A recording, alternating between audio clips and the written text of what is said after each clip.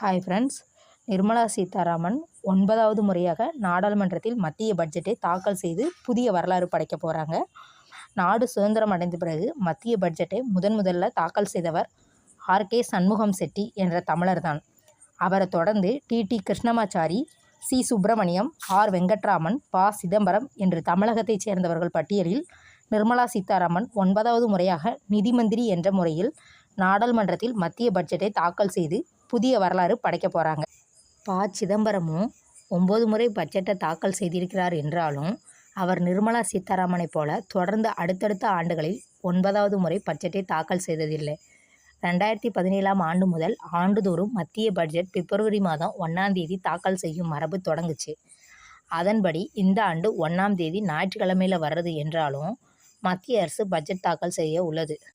இதற்காக நிர்மலா சீதாராமன் கடந்த 10ஆம் தேதி அனைத்து மாநிலங்கள் மற்றும் யூனியன் பிரதேசங்களின் நிதி மந்திரிகளுடன் டெல்லியில் உயர்நிலை ஆலோசனை கூட்டத்தை நடத்தினாங்க. இதில் கலந்து கொண்ட தமிழக நிதியமைச்சர் தங்கம் தென்னரசு தமிழ்நாட்டுக்கு தேவையான பல ஆக்கப்பூர்வமான ஆலோசனைகள், வேண்டுகோள்களை வழங்கியது பாராட்டுக்குரியது. அமெரிக்காவின் 50% வரி விதிப்பால் தமிழகம் கடுமையாக பாதிக்கப்பட்டிருக்கு. ஏன்னா தமிழ்நாட்டின் மொத்த ஏற்றுமதியில் 31% அமெரிக்காவுடன் நடைபெறுது. குறிப்பாக ஜவுளி ஏற்றுமதியில் தமிழ்நாடு 28% பங்களித்து வருவதால் 75 லட்சம் பேருக்கு வேலைவாய்ப்பை வழங்கி வரும் நிலையில் அமெரிக்க வரி விதிப்பால் 30 லட்சம் தொழிலாளர்கள் வேலை இழக்கும் அபாயமும் இருக்கு.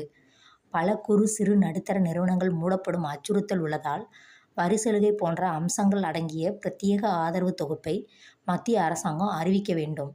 கடந்த செப்டம்பர் மாதம் மேற்கொள்ளப்பட்ட ஜிஎஸ்டி சீரமைப்பால் நடப்பு நிதியாண்டில் மட்டும் தமிழ்நாட்டுக்கு ரூபாய் 10,000 கோடி வருவாய் இழப்பு ஏற்படும்.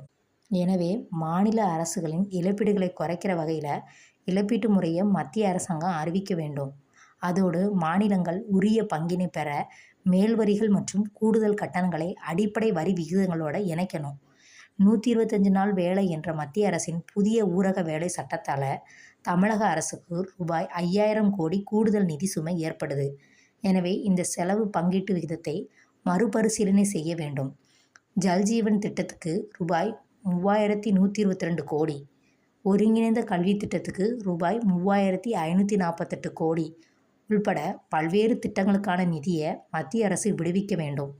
பிரதமரின் வீட்டு வசதி திட்டத்தின் கீழே மத்திய அரசு வழங்கும் பங்களிப்பை 30% இருந்து 75% உயர்த்த வேண்டும். சென்னை மெட்ரோ ரயில் திட்டத்துக்கு ரூபாய் 9,500 கோடி நிதி போன்ற திட்டங்களுக்கு தங்கம் தென்னரசு கோரிக்கை விடுத்தார். எல்லாம் நிறைவேற்றும் வகையில் நிர்மலா சீதாராமன் பட்ஜெட்டில் அறிவிக்க வேண்டும் என்பது தமிழக மக்களின் கோரிக்கையாகும்.